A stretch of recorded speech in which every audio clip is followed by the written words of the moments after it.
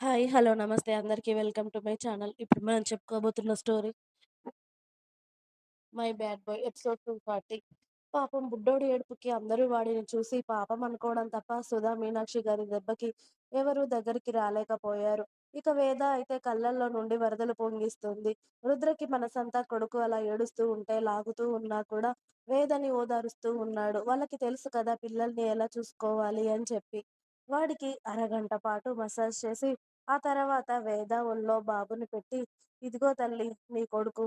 ఇప్పుడు ఇలా స్నానం పోయకపోతే నీ కొడుకు బలంగా ఉండడు తల్లి. చెప్తే అర్థం చేసుకోరు. రేపటి నుండి మీరు ఎవ్వరూ ఉండకుండా స్నానం పోసేటప్పుడు దగ్గర లేకుండా చూసుకునే బాధ్యత మాది కదా అనుకోని, బాబు ఏడుస్తే పాలివ్వు వేద, కొన్ని మేము స్నానానికి అన్ని ఏర్పాట్లు చేస్తామని సుధా, మీనాక్షి గారు వాష్రూమ్‌లోకి వెళ్ళడంతో అప్పటికే చిన్నగా వాడు చిన్న మూతితో వెక్కిళ్ళు పెడుతూ ఉంటే వేద రుద్రని చూస్తూ తన పెదవి ముందుకు పెట్టుకొని మరీ ఏడుస్తుంది. చూసావా మీ అమ్మ, మీ అత్త కలిసి నా కొడుకుని ఎలా చేశారో అని.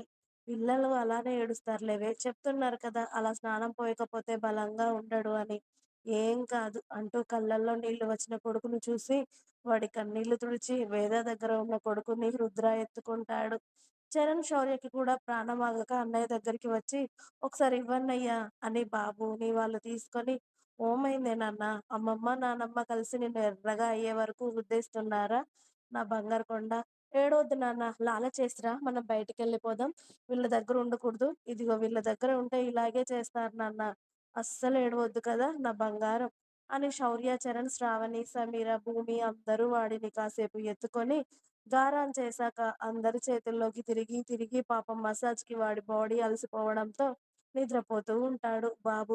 రేయ్! వాడికి స్నానం పోస్తూ ఉంటే మీరందరేంట్రా ఇక్కడ? స్నానం పోసి పడుకుంటున్నాక బాబుని ఎత్తుకుందురు గాని నడవండి అందరూ అని ఆ రూమ్ ఖాళీ చేయించారు మీనాక్షి గారు. వామ్మో! వేద కడుపుతో ఉన్నప్పుడు కూడా ఇన్ని కండిషన్‌లు పెట్టలేదు మా మమ్మీ. బాబు వచ్చాక ఎన్ని కండిషన్స్ పెడుతుందో అన్నాడు చరణ్. ఇప్పుడే పుట్టాడు కదా చరణ్! చిన్న పిల్లల దగ్గర ఎక్కువగా ఉండకూడదు అంటారు. ఇన్ఫెక్షన్స్ వస్తాయి అని. తల్లిదండ్రి దగ్గర మాత్రమే బేబీస్‌ని ఉంచాలి అని చెప్తారు డాక్టర్స్. అందుకే అత్తయ్య కూడా అదే పాటిస్తుంది అని చెప్పింది శ్రావణి. అందరి దగ్గర తిరిగి మళ్ళీ వేద దగ్గరికి చేరాడు బాబు. వేద కొడుకుని చూస్తూ ఉంటే వాడు స్నానం చేసొచ్చాక చూద్దువు తీరిగ్గాలే నీ కొడుకుని. ఇలా ఇవ్వు స్నానం పోయాలి అని సుధా గారు కూతురు దగ్గర ఉన్న మనవడిని ఎత్తుకుంటుంటే, మమ్మీ ప్లీజ్ మమ్మీ, వాడిని అలా గట్టిగా రుద్ది రుద్ది స్నానం పోయకండి. నెమ్మదిగా చేయించండి. చూడు వాడు ఏడుస్తున్నాడు. ప్లీజ్ ఏడిపించకు మమ్మీ నా కొడుకుని అని వేద మళ్ళీ కళ్ళల్లోకి నీళ్లు తెచ్చుకుంటూ ఉంటే ఇంతకు ముందు వరకు తనకేదైనా కావాలి అని గాని, తనకేదైనా వద్దు అని ఏడ్చే కూతురు, ఇప్పుడు తన కొడుకు కోసం ఏడుస్తూ ఉంటే, ఎంత పెద్దదయిపోయింది నా కూతురు అని సుధా గారు మనసులో అనుకొని, అసలు నీ కొడుకు ఏడ్చేలాగా స్నానం చేయించము. సరేనా? నీ కొడుకు ఏడవకుండా సున్నితంగా స్నానం చేయించి, మీ చేతుల్లో పెడతాను. నువ్వు కూర్చో, అన్నిటికి ఏడవొద్దు పచ్చి బాలింతవి. ఇలా ఏడిస్తే తలనొప్పి లేస్తుంది. రుద్ర, వేదన పట్టుకో నాన్న అని చెప్పి బాబుని వాష్‌రూమ్‌కి తీసుకెళ్ళి డోర్ లాక్ చేసుకున్నారు. లోపల. ఎందుకంటే అక్కడికి కూడా కొడుకు ఏడిస్తే పరిగెత్తుకుంటూ వచ్చేస్తుందేమో మేడంగారు అని చెప్పి. మేడంగారు రాకుండా ముందు జాగ్రత్తగా డోర్ లాక్ చేసుకొని మీనాక్షి గారు మొదటి స్నానం మనవడికి పోస్తూ ఉన్నారు. వాడిని కాళ్ళ మీద వేసుకొని. నీళ్లు మీద పడగానే వాడు ఏడుపు రాగం అందుకోవడంతో ఊరుకో నాన్న, మీ అమ్మ నీకన్నా ఎక్కువ ఏడుస్తుంది నాన్న, లేకపోతే నువ్వు ఏడిస్తే. ఏం కాదు అయిపోయింది కదా అని మనవడిని బుజ్జగిస్తూ, ఆడిస్తూ అమ్మమ్మ, నానమ్మ సక్సెస్‌ఫుల్‌గా వాడికి స్నానం పోసేశారు. వాళ్ళ డోర్ కూడా లాక్ చేసుకోవడంతో చూసావా నా కొడుకుని ఎలా ఏడిపిస్తున్నారో. మీ అమ్మ, మీ అత్త ప్లీజ్ నువ్వైనా చెప్పు బావ వాడిని ఏడిపించొద్దని. వాడెంత చిన్నగా ఉన్నాడు. వాడిని అంతలా రాస్తారా? నా కొడుక్కి నొప్పి లేవదా? అని వేద రుద్రని పట్టుకొని ఏడుస్తూ ఉంటే, ఏడవకే ఏం కాదు స్నానం పోస్తున్నారు. వాళ్ళు నీ కొడుకుని ఏమీ కొట్టట్లేదు. అలానే ఏడుస్తారే చిన్న పిల్లలు. ఊరుకో నువ్వేడవద్దు అని చెప్తే ఎందుకేడుస్తున్నావు? ఇలా తలనొప్పి లేస్తుందని చెప్తున్నారు కదా! ఏడవద్దు ఊరుకో అని రుద్ర నెమ్మదిగా వేదని ఊరుకోబెడుతూ ఉంటాడు. నేను రేపు వాళ్ళకివ్వను. నా కొడుక్కి నేనే స్నానం పోసుకుంటాను చూడు" అని వేద వెక్కుతూ మరీ చెప్తూ ఉంటే, "నీకే సరిగ్గా కూర్చోవడం రావట్లేదు. నీ కొడుక్కి నువ్వెలా స్నానం పోస్తావే?" అని రుద్ర నవ్వుతూ ఉంటే, "ఏం అవసరం లేదు వాళ్ళు నా కొడుక్కి స్నానం పోయడం. వాళ్ళు స్నానం పోస్తే నా కొడుకు ఏడుస్తున్నాడు. అదే నేను పోస్తే ఏడవడు చూడు. నేనివాళ నేర్చుకుంటాను పిల్లలకి ఎలా స్నానం పోయాలి అని. లేకపోతే మీ అమ్మ, మీ అత్త వల్ల నా కొడుకు ఏడుస్తున్నాడు" అని మూతి, ముక్కు తుడుచుకుంటూ మరీ చెప్తుంది వేద. "సరే, సరే నువ్వే నేర్చుకుందువు గానీలే నీ కొడుక్కి స్నానం పోయడం గాని, ముందేడవకు ఊరుకో" అని ఆమెను సముదాయించేసరికి తల ప్రాణం తోకకి వచ్చింది రుద్రకి.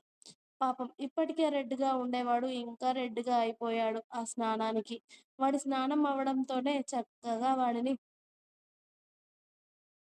మెత్తటి టవల్‌లో చుట్టి వాడు స్నానానికి వెక్కిళ్ళు పెడుతూ ఉంటే, మెల్లిగా బాబుని తీసుకువచ్చి రూమ్‌లో కూర్చొని తడి లేకుండా వాడి బాడీని నీట్‌గా టవల్‌తో తుడిచి డ్రెస్ వేస్తూ ఉంటే, వేద వాళ్ళ అమ్మని, అత్తని కోపంగా చూస్తుంది. కొడుకుని ఏడిపిస్తున్నారు వాళ్ళని. "ఎందుకే అలా చూస్తావు? నీ కొడుకుని ఏమి అనలేదమ్మా మేము. జస్ట్ స్నానం పోసాం. దానికే తల్లి, కొడుక్కి ఎంత కోపమో" అని చెప్పి వాడికి చిన్ని డ్రెస్ వేసి, వాడి బాడీకి చక్కగా పౌడర్ పూసి, వాడి కాళ్ళు, చేతులకి సాక్సులు తొడిగి, తలకి చిన్నగా క్యాప్ పెట్టేసి, ఇప్పుడు పూర్తిగా రెడీ అయ్యాక బాబుని తీసుకెళ్ళి రుద్ర చేతిలో పెట్టి, "ఇక నీకు కూడా స్నానం పోస్తే అయిపోతుంది తల్లి. పద" అని వేదని తీసుకొని వెళ్తూ ఉంటే, "జాగ్రత్త బావ చిన్నోడు ఏడిపించకు" అని రుద్రకి మరీ మరీ చెప్పి, వేద వాళ్ళ అమ్మ, అత్తయ్యతో వెళ్ళగానే తనకి పురిటి స్నానం స్టార్ట్ చేశారు. ముందుగా ఆమె ఒంటి నిండా పసుపు రాసి వివిధ ఆకులతో మరిగించిన వేడి నీటితో వేదకి స్నానం పోశారు. ఆ వేడి నీళ్ళతో కాస్త ఒళ్ళు ఫ్రీగా అయినట్టు అనిపిస్తుంది వేదకి.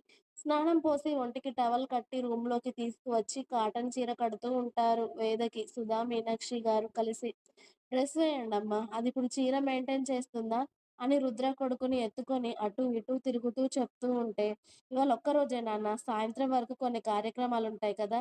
సాయంత్రం వరకు ఉండనివ్వు. ఇదేమంత బరువుండదులే" అని చెప్పి వేదకి చీర కట్టి ఆమె తల తడి లేకుండా డ్రై చేసి, అలాగే సాంబ్రాణి కూడా వేసి, అప్పుడు వేదని బెడ్ పైన కూర్చోబెట్టి, అప్పుడు కొడుకుని ఇస్తారు ఆమె చేతికి.